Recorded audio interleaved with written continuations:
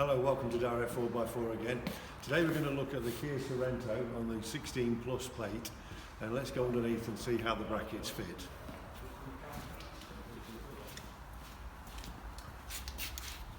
We'll start with the passenger side rear on there.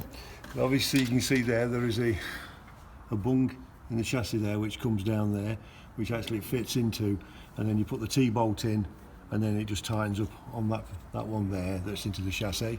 But when you come to the back here, as you can see where the under tray fits, there's a bung where it goes in there where the under tray fits, and you put the bolt in there and that fits in at the back there where the under tray actually fits onto. If you come to the front on the passenger side, again it's a bung in the chassis that's there, and you take it out, put the T-bolt in and fit that one up there, and also there's another bung in the sill at the side there where it goes in, and again the T-bolt goes in and the bracket tightens up. You may have to put a little bit of a spacer in at the back of the T-bolt here to make the board actually sit a little bit lower. And it's the same on the front here on the driver's side.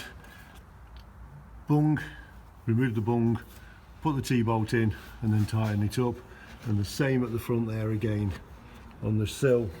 Remove the bung, put the T-bolt in and then tighten it up. So it's identical to the passenger side one there, and again a little bit of a space if you can fit in at the back there.